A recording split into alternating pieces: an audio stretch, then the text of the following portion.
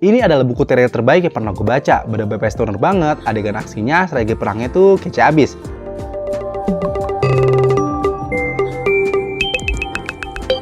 Hai, welcome to Rebooks. Balik lagi sama gue Reza Alfiansa di segmen review buku.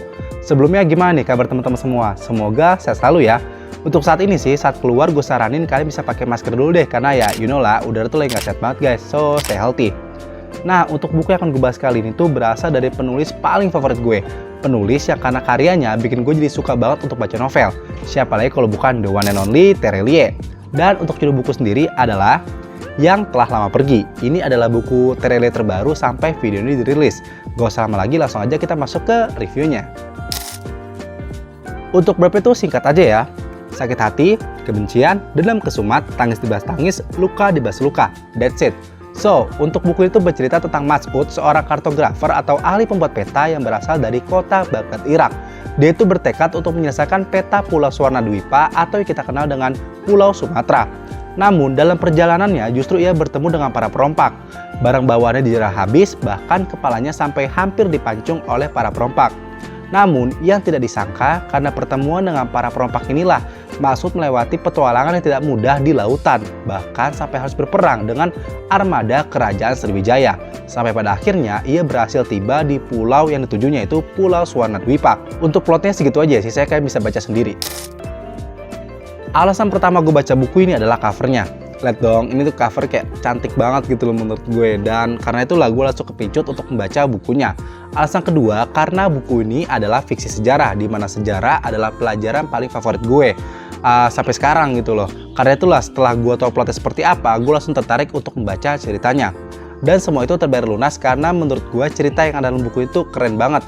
Kayak yang gue bilang di awal tadi, kalau buku ini adalah buku terbaik Terelie yang pernah gue baca. Untuk buku Terelie sih yang udah gue baca itu serial Bumi, serial Aksi, serta buku Hujan. Untuk Rindu, Tentang Kamu, Janji, dan yang lain itu belum pernah gue baca. Jadi ya so far buku inilah buku terbaik yang pernah gue baca. Bahkan kalah ya serial Bumi, no offense. Gue juga suka sih serial Bumi sebenarnya, tapi ya kalah sama buku ini. Alur yang ada dalam buku ini tuh khas Terelie banget lah ya, maju mundur. Sambil kita menikmati perjalanan ceritanya, kita akan diajak sesekali untuk flashback mendengar backstory dari para tokoh di dalamnya.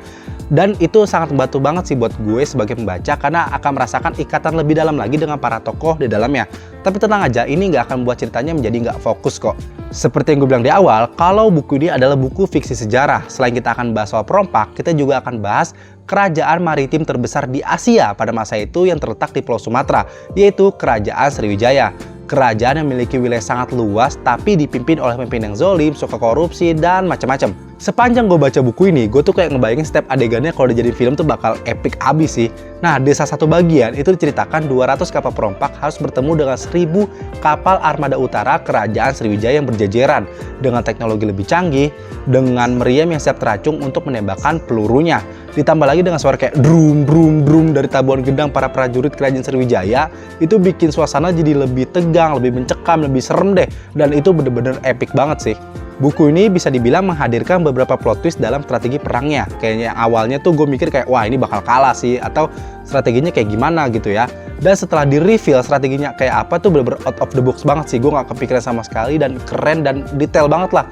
Karena itu selanjutnya itu gue kayak penasaran nih strategi apa lagi nih, out of the box apa lagi nih bakal disajikan pada saat menyelesaikan setiap masalah yang ada di dalam bukunya. Kayaknya cukup deh ya dari gue review dan sedikit spoiler soal buku ini. Yang pasti buku ini cocok banget dibaca untuk kalian suka sejarah, suka buku bertemakan petualangan, dan kalau kalian suka One Piece ini cocok banget untuk dibaca.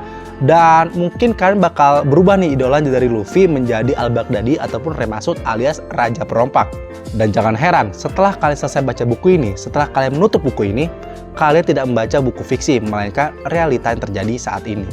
Setelah kalian mendengar penjabaran gue dari tadi, dari awal sampai akhir ya, kalian udah tahu lah ya berapa rating yang akan gue kasih ke buku ini. Yaps, bener banget 5 dari 5 bintang. Oke, sekian untuk hari ini and keep reading!